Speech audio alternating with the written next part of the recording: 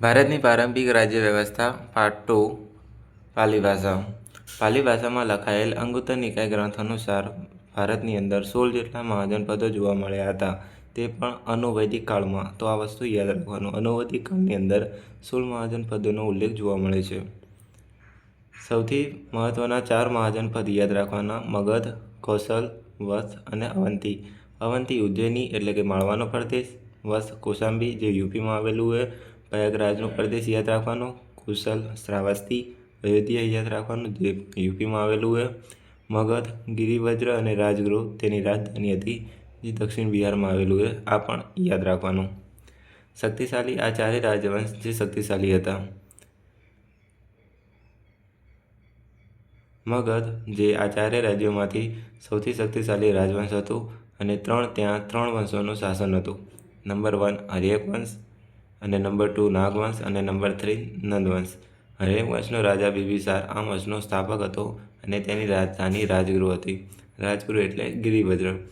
તે ગંગા અને સોન નદીના કિનારે વસેલી હતી. તો આ પણ યાદ રાખવાનું, રાજગૃહ કઈ નદીને કિનારે? ગંગા અને સોન નદીના કિનારે વસેલી હતી. બિંબિસાર પછી તેનો પુત્ર અજાતશત્રુ ગાદી પર આવે છે અને તે રાજધાની બદલીને પાટલીપુત્ર એટલે કે પટનામાં લાવી દે છે અને તે વજ્જીસંઘ સાથે યુદ્ધ કરી લીછવીઓને હરાવે છે. વજ્જીસંઘ કઈ જગ્યાએ? તો ઉત્તર બિહારની અંદર આગળના પાઠની અંદર વાત કરેલી છે. નાગવંશ જે શિશુનાગ નામનો રાજા થયો હતો આ વંશની અંદર. નંબર 3 નંદવંશ, મહાબ્રહ્માનંદ શક્તિશાળી રાજા હતો.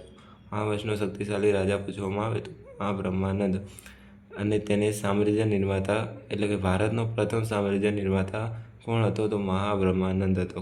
તો મહાબ્રહ્માનંદ આ પણ યાદ રાખવાનું. શક્તિશાળી રાજા પૂછવામાં આવે તો નંદવંશ યાદ રાખવાનું. સિકંદરના આક્રમણ સમયે નંદવંશના ધનાનંદનું શાસન હતું. જ્યારે સિકંદરે ભારત આક્રમણ કર્યું ત્યારે કોનું શાસન હતું? તો નંદવંશના ધનાનંદનું શાસન હતું. તો આ પણ યાદ રાખવાનું. તો ગણરાજ્ય એટલે શું? તો ગણરાજ્ય એટલે કે એકથી વધારે સભ્યથી ચાલતું રાજ્ય એટલે ગણરાજ્ય. આજનું ભારત જે ગણરાજ્યોમાં ગણી શકાય છે. રાજાને જનતા પસંદ કરતી એટલે કે રાજાની ચૂંટણી થતી અને જનતા દ્વારા તેને પસંદ કરવામાં આવતો. આ ગણરાજ્યની અંદર 3 રાજ્ય યાદ રાખવાના. એની અંદર નંબર 1 મોસ્ટ આઈએમપી વૈશાલીના લીછવી એ ગણરાજ્ય હતું.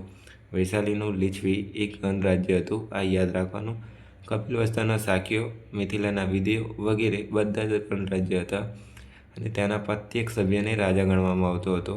આની અંદર વૈશાલીના લીછવી યાદ રાખવાનું, કારણ કે આગળ સ્વાધ્યાયના વિકલ્પમાં આ જવાબ આપેલો હોય.